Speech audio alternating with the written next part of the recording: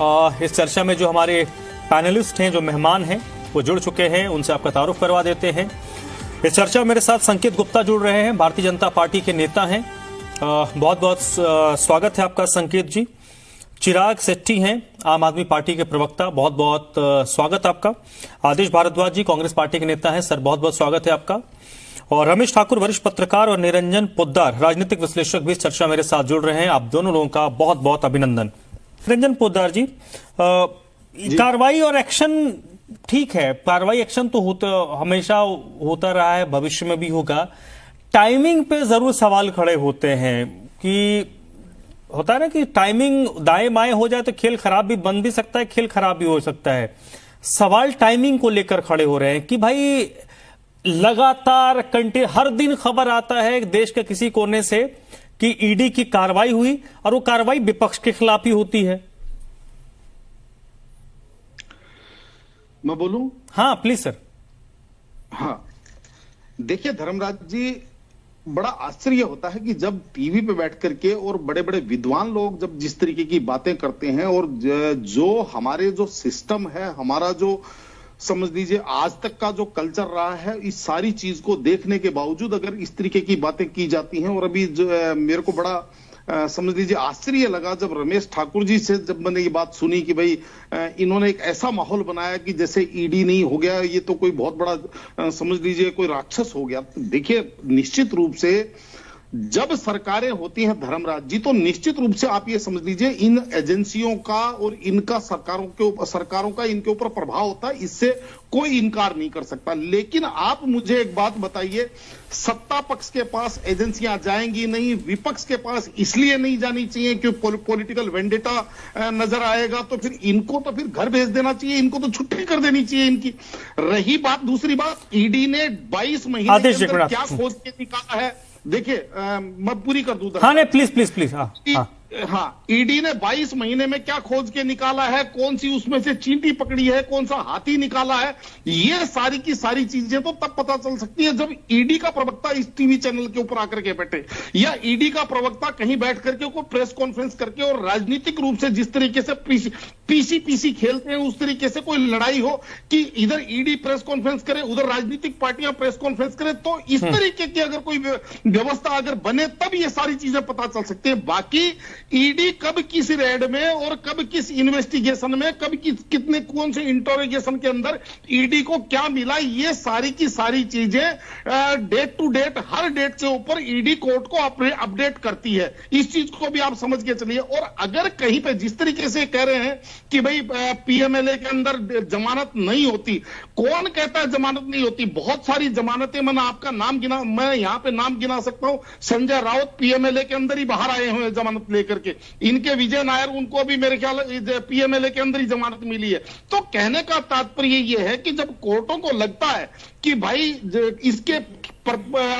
इसके खिलाफ कुछ कोई प्रत्यक्ष साक्ष्य नहीं है या प्राइमा फेसी साक्ष्य नजर नहीं आ रही है, तो कोर्टें जमानत देती हैं। लेकिन जब कोर्टों को लगता है कि कहीं ना कहीं कुछ ना कुछ संदेहास्पद है, तभी तो कोर्टें जमानत रोकती हैं। और तीसरी और सबसे बड़ी बात क्या है, देखिए धर्मराज जी, यहां पे दो चालें एक साथ चली जा रही हैं।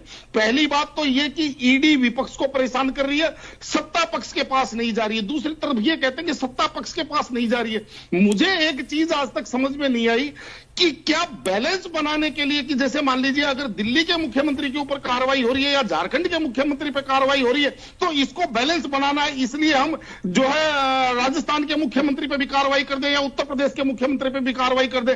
क्या ऐसा कानून होना चाहिए कि भाई एक आदमी जो जिसके ऊपर आपराधिक कोई आरोप लगा है, उसकी जांच को बैलेंस करने के लिए जिसके ऊपर आरोप नहीं लगा उसके ऊपर आरोप लगा करके उसको भी बैलेंस बनाने के? तो कहने का तात्पर्य ये है, हमारे यहाँ एक संवैधानिक व्यवस्था है और संवैधानिक व्यवस्था में यह है कि अगर विपक्ष को लगता है कि फला भारतीय जनता नहीं सर ब्रेक में नहीं सर ब्रेक में निरंजन जी, पोद्दार साहब मेरा अंतिम पद है। हाँ ब्रेक में जाना पड़ेगा सर। हाँ जल्दी से 10 सेकंड सुन लीजिए, मेरा कंप्लीट हो जाएगा। हाँ। मेरा कहने का तात्पर्य, अगर विपक्ष को लगता है कि फला भारतीय जनता पार्टी का नेता मंत्री या ये करप्शन में लिप्त है, आप कोर्ट के पास जाइए, कोर्ट आदेश करेगा, सीबीआई और ईडीआई को वहां जाना पड़ेगा।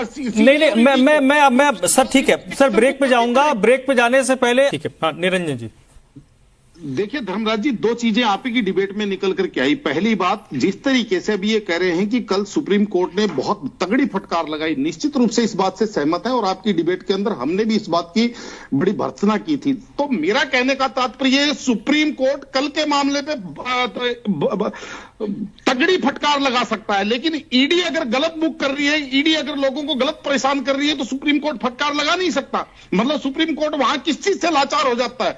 और रही बात ये, जिस तरीके से कोर्टों के जो स्टेटमेंट है उनको ला करके यहां पे बताते हैं, इनको ये भी बताना चाहिए कि कोर्ट ने ये बात कही है कि प्राइमा फेसी, यानी कि प्रथम दृष्टया ये जो मनीष सिसोदिया जी हैं ये इसके कॉन्स्पिरेसी में नजर आ रहे हैं। दूसरी बात, उन्होंने एक बात और कही थी जो अभी भी गूगल के ऊपर आपको मिल जाएगी कि भाई इसके लिए आपने आम आदमी पार्टी को अभी आपने एफआईआर में जोड़ा क्यों नहीं है। ईडी को यह बात सवाल किया। दूसरी और तीसरी और सबसे बड़ी बात क्या है कि देखिए, मैं एक चीज और कहना चाह रहा हूं आपको। अभी आदेश भारद्वाज जी और विपक्ष आकर के टेलीविजन पे इतनी इतनी बड़ी बातें करते हैं।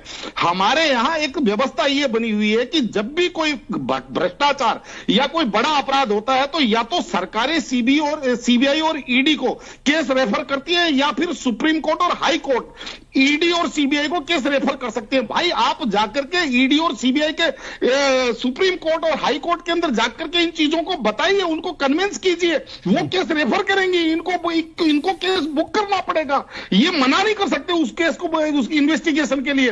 और सबसे बड़ी बात क्या है धर्मराज जी, मुझे बड़ा आश्चर्य होता है कि जब अभी हमारे वरिष्ठ पत्रकार जो कह रहे थे कि भाई एक विधायक सोफा खरीदने से भी बच रहा है। भाई साहब, कौन से जमाने की बात कर रहे हैं आप? मैं ऐसे ऐसे विधायक आपको दिखा दूं दिल्ली के अंदर जिनके पास एक मोटरसाइकिल भी आदत नहीं हुआ करती थी, आज बड़ी बड़ी फॉर्च्यूनर में चल रहे हैं और सोफा खरीदने के लिए उनको डर लग रहा है और लाखों लाखों रुपए चुनावों के अंदर खर्च करके इसलिए आ रहे हैं क्या कि विधायक बनने के बाद में हम डरेंगे, निगम पार्षद बनने के बाद में हम ईडी से डरेंगे। भाई साहब, जो डरता है वो लाखों रुपए चुनावों पे खर्चा नहीं करता है। कहने का तात्पर्य ये है, मेरा ये मानना है धर्मराज जी, कि ये जो हमारी संवैधानिक व्यवस्थाएं हैं, इससे पहले जब कांग्रेस और यूपी की सरकार थी तब भी ये इसी तरीके से कार्रवाई करती थी और आगे अगर कल को सरकार बदलती है तब भी यही संस्थाएं यहां पे काम करेंगी। लेकिन जिस तरीके से इनके खिलाफ एक माहौल बना दिया जा रहा है, यानी कि इनके प्रति एक अविश्वास पैदा कर दिया जा रहा है, ये कहीं ना कहीं मेरे हिसाब से देश के लिए भी ठीक नहीं है, लोकतंत्र के लिए भी ठीक नहीं और खासकर प्रजातंत्र के लिए बिल्कुल ठीक नहीं। चलिए ठीक है सर, ठीक है। पोद्दार साहब जल्दी से रिस्पॉन्ड कीजिएगा सर। मैं आता हूं संकेत जी, हाँ। धर्मराज जी, दो तीन बातें रमेश ठाकुर जी ने कही। पहली बात तो मैं आपको ये चीज बताऊं कि रमेश ठाकुर जी ये बताएं कि हिमंता बिस्वा शर्मा पे क्या केस है और कहां पे बुक है और केस नंबर ये बता सकते हैं तो मैं इनका बड़ा ऋणी रहूंगा, पहली बात। दूसरी बात, जो जिस तरीके से ये मेरे को कह रहे थे कि ईडी और सीबीआई को क्या मिला है, मैं इनको ब्रीफ कर दूं। मेरा जितना अभी तक का ज्ञान है रमेश ठाकुर जी, ईडी और सीबीआई जब भी जो इन्वेस्टिगेशन एजेंसियां हैं, जब तक इन्वेस्टिगेशन उनकी जारी होती है, उनके पास तमाम जो दस्तावेज, तमाम जो संकेत भाई एक मिनट बंद लिफाफे के अंदर कोर्ट के अंदर देते हैं, उनके अंदर किसी निरंजन पोद्दार या किसी बारी की, चाहे कोई कितना ही बड़ा पावरफुल आदमी हो, उसको भी वो प्रोवाइड नहीं करवाते। तो अगर ये चीज जाननी है तो आप जाकर के, ठीक है नहीं सर, आप बताऊं मैं आप ठीक है, आप नहीं मैं ठीक। बहुत बहुत शुक्रिया आप सभी लोगों का, संकेत गुप्ता जी, चिराग शेट्टी जी, आदेश भारद्वाज जी, रमेश ठाकुर जी, निरंजन पोद्दार जी, इस चर्चा में मेरे साथ जुड़ने के लिए। आज की बहस में अब बस इतना ही।